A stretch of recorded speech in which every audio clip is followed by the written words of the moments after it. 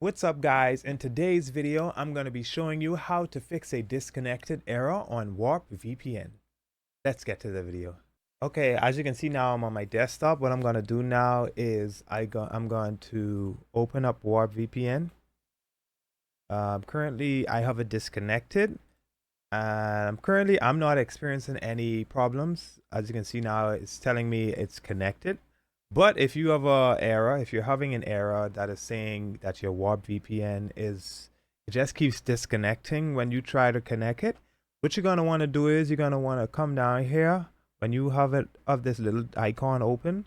You're gonna click setting in the corner.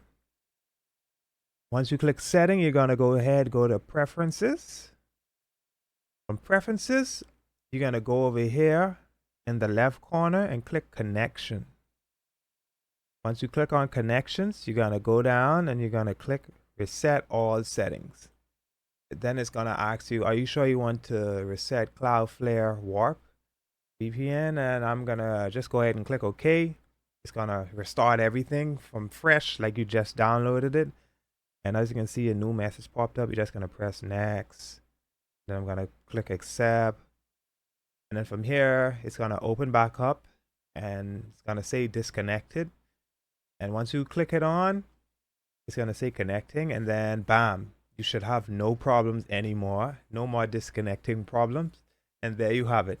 It's pretty straightforward.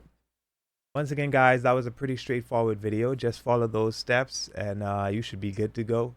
But don't forget to smash that like button. Don't forget to subscribe, and I'll see you guys in the next one.